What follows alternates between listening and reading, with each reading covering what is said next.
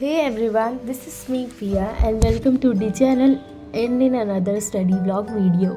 So ये वाली video थी इवनिंग की 25 दिसंबर and merry Christmas to all my dears. तो मैंने अपनी स्टार्ट करी study session by doing this last 3 chapters which was gender religion and caste and political parties and outcomes of democracy वाला चैप्टर्स। देन फिर मैंने उन चैप्टर्स को अच्छे से किया और जो पॉलिटिकल पार्टीज़ वाला जो चैप्टर था वो काफ़ी इंटरेस्टिंग था एंड आउटकम्स ऑफ डेमोक्रेसी वाला भी जहाँ तक देखा जाए इंटरेस्टिंग ही था। बट ये जो जेंडर रिलीजन एंड कास्ट वाला था वो थोड़ा मतलब कि वो मेरे को समझ नहीं आ रहा था वो चैप्टर। एंड देन मैंने उसके 2 बार लेक्चर देखे और उसके साथ ही साथ मैंने 4 से 5 बार उसकी रीडिंग करी एंड तब जाके वो फाइनली मेरे से चैप्टर हो गया।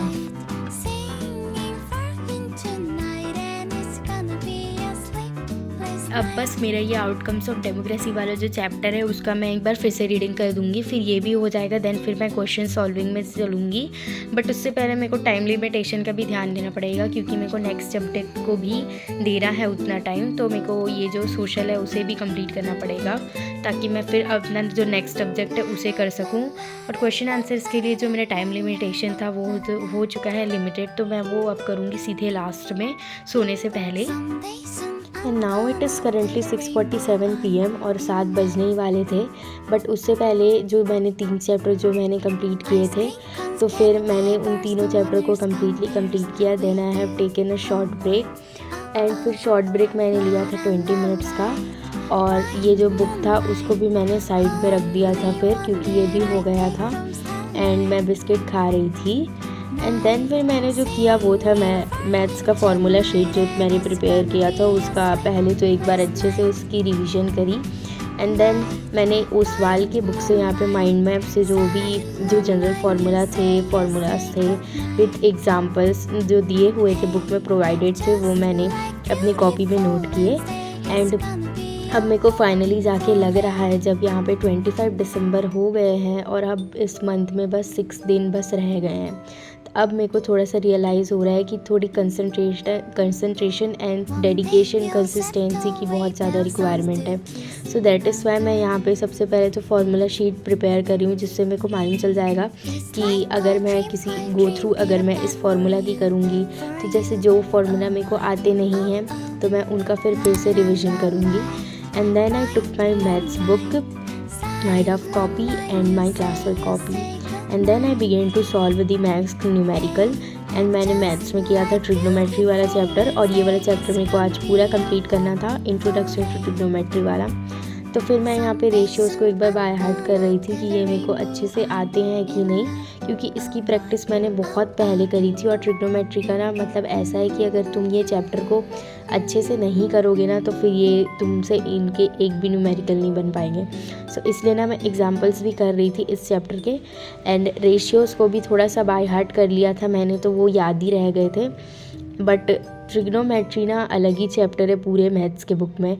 मतलब कि ये जो 8.3 है ना एक्सरसाइज वो ज़्यादा हार्ड लगा मेरे को as compare to the rest के जो 2 बाकी वाले एक्सरसाइजेज़ हैं। और वो जो फर्स्ट वाला एक्सरसाइज है वो तो इजी ही है एंड सेकंड वाला भी ऑलमोस्ट इजी है। बट ये जो थर्ड वाला है इसमें मैं थोड़ी सी अटक जाती हूँ और इसमें मेरे को लेक्चर की फिर रिक्वायरमेंट पड़ जाती है। Then I ate this vada pav and ये मेरी दीदी लेके आई थी तो उन्होंने मेरे को नीचे बुलाया। देन फिर मैं खा के आ गई थी vada pav. Then I continued my trigonometry वाला चैप्टर और इसमें मेरे को लेक्चर देखने की उतनी तो ज़रूरत नहीं पड़ रही थी अनटिल एंड अनलेस मैं पहुंची 8.3 वाले एक्सरसाइज में। 8.3 वाले एक्सरसाइज में मैं पहुंची तो फिर वो जो 4th क्वेश्चन में था जिसमें LHS is equal to RHS वाले जो प्रूविंग क्वेश्चंस काइंड ऑफ थे उसमें मेरे को लगे थे लेक्चर्स देखने की रिक्वायरमेंट हुई थी उसमें। और उस टाइम जो हुआ था लैपटॉप भी आ गया था तो मैं लैपटॉप में देख रही थी। And here you can see कि I was solving the numericals. और ये वाले न्यूमेरिकल्स ना मैं कम से कम 2 से 3 बार तो पहले मैंने करके रखा हुआ था एंड दैट इज़ वाई मैं इसे जल्दी जल्दी सॉल्व कर पा रही थी।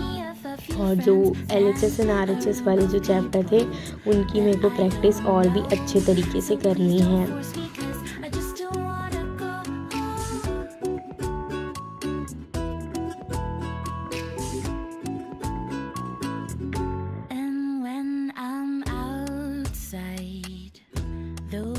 such a big crowded place.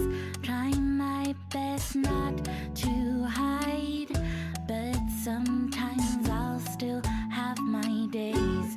I like feeling safe and warm and cozy. I'm as low-key as it gets, so skip the small talk and the calls because they make me quiet. 1 hour maths solve करने के बाद यहाँ पे मैं फिर से आ गई हूँ ब्रेक लेने के लिए, और यहाँ पे मैं एंटी लाइफ ऑन ड्यू वाला गाना सुन रही थी। एंड फिर मैंने ब्रेक लिया था, तो फिर मैंने सब चीज़ को अच्छे से सुना जो भी मैं सुनना चाह रही थी, जो मेरे माइंड को पीस देते हैं। एंड देन फिर यहाँ पे मैं इंग्लिश रीडर का जो पोर्शन था उसे कंप्लीट करना चाह रही थी। एंड ये जो पहले के जो चैप्टर्स थे वो मेरे पहले से ऑलरेडी कंप्लीट हो गए थे। बस जो मेरा लास्ट के जो सेकेंड 2 चैप्टर्स बाकी हुए थे, जो कि थे सेकेंड लास्ट और लास्ट वाले जो chapter, the sermon and Banaras and the proposal वाला चैप्टर, उनके मैंने जल्दी से लेक्चर देखे। एंड 12:05 हो गए थे, मतलब कि 12:05 हो गए थे जब से मैं देख रही थी लेक्चर। एंड देन फिर मैंने थोड़ी सी अपनी सेल्फ स्टडी में लगाई। मैंने अपना रेफरेंस बुक खोला and then I started reading that chapters. एंड फिर मैं चैप्टर करते गई और तुरंत मेरे को वो चैप्टर्स जो थे वो अच्छे से समझ आ गए थे, वो क्लियरली मेरे को समझ आ गए थे। क्योंकि इंग्लिश ना मेरे को थोड़ा सा इजी लगता है as compare to that of other subject, and that is why ये थोड़ा मेरे से जल्दी हो गया था इंग्लिश का ये दोनों चैप्टर। और जब ये मैम टीचर पढ़ा रही थी क्लास में तो मैंने इसका थोड़ा सा ध्यान रखा था ये चैप्टर का, तो फिर मेरे को ज़्यादा उतनी दिक्कतें नहीं हुई जब मैं ये चैप्टर को करी। एंड देन मेरा जो टाइम हो गया था 12:30 हो गए थे। एंड देन फिर मेरे को सोने के लिए आवाज़ लगाई गई।